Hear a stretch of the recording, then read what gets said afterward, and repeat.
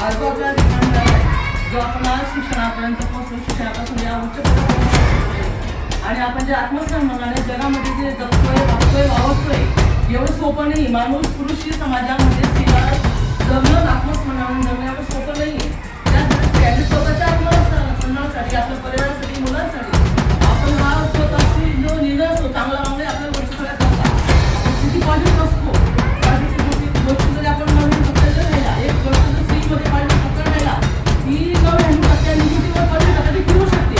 एवढं समजतं देवाने एक स्त्रीला म्हणजे दिलेलं आहे. आणि आपण त्या समाजामध्ये आपल्या शिक्षणाच्या माध्यमातून आपल्या आधुनिक जगामध्ये आपण एक सोशल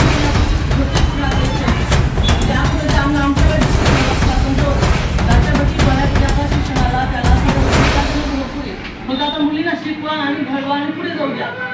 संस्कार आणि स्वातंत्र्य तेवढे आपण दिलं पाहिजे. कारण शिक्षण तर मिळणार, पण त्यांच्यावर आम्ही संस्कार घडू, त्यांना तेवढं स्वातंत्र्य मिळून त्यांना अपेक्षित आहे.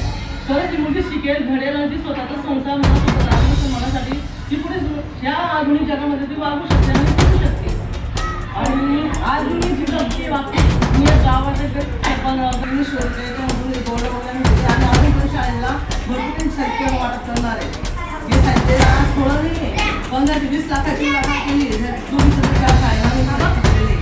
आणि याच्यापूर्वी शाळेला डिग्री कमताना भागणार आहे. आम्ही त्या संस्थेच्या माध्यमातून स्त्रियांना शाळेसाठी पूर्ण करणार आहे. गणितपासून ते शाळेच्या दप्तरापासून ते पाण्याच्या बॉटलपासून शाळेच्या मुलांना डिग्री करणार आहे. त्यासाठी तुमच्या गावात आणि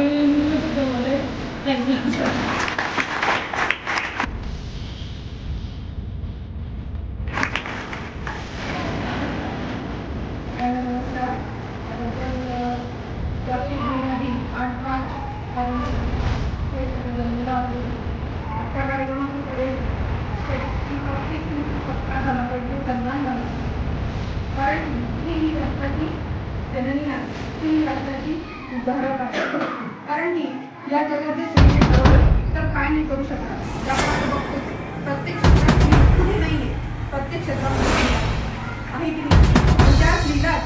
त्या स्त्रीचा सत्कार आणि सन्मान करण्यासाठी, आपल्या विचारांचे आदान प्रदान करण्यासाठी आपण या मेळाव्याचं आयोजन केलं आहे.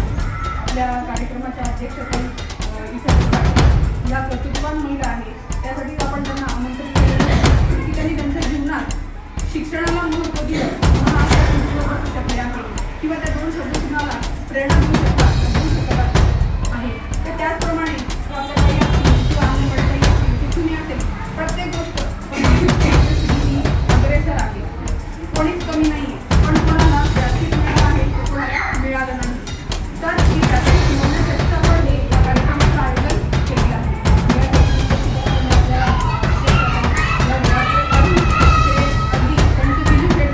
ब्युटी सांभाळून घर सांभाळून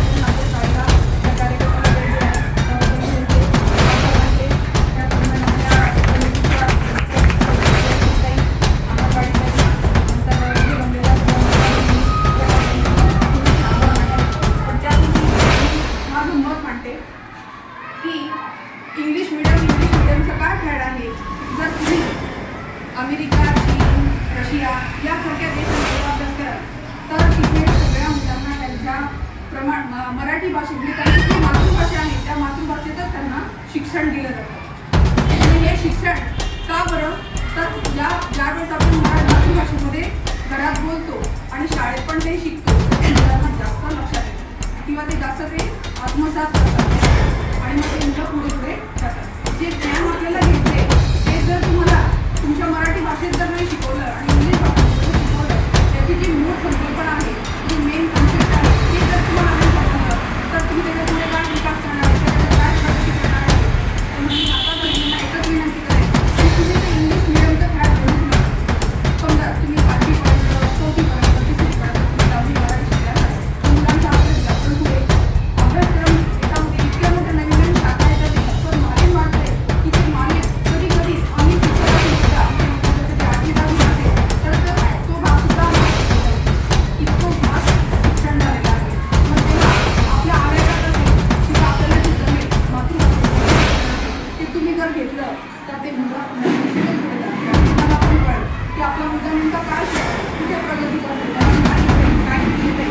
नुसतं तुम्ही तिथं टाकतोय इंग्लिशमध्ये पैसे भरपूर मुलं जात आहे आपल्याला समजत आहे. माझं शिक्षण फक्त 2री किंवा 3री येतो घरी मग तुला स्वामी आणि मी या ठिकाणी अभ्यास करतो या ठिकाणी अभ्यास मग स्वामीले पहिलीपासून तू 2रीला का होणार मला स्वामी असा विषयात गेल्या शाळामा तर एकदम मस्त तो इंग्लिश जावं की मला ते काहीच समजत नाही त्या पदाने काही येत नाही तर बघ वगैरे अभ्यास चांगला तर तू तरी येऊन येतो म्हणजे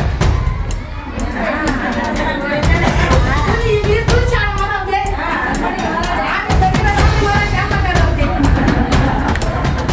आता स्वतःला मग पण ते आता बरं वेळ आहे ते तरी या माझी इंग्लिश तू माझ्याकडून काही चाललं नाही मला इंग्लिश मला काही येत नाही मला नसलं की आपण आई शाळा भेटलं लागतं काही तुम्ही जरा सगळं नाही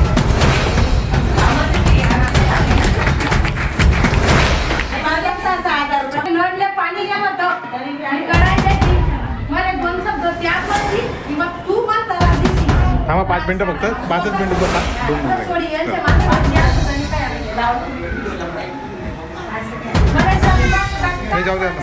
शाळा मी म्हणे आले तर सल्ला किती एक बाई मुला इंग्लिश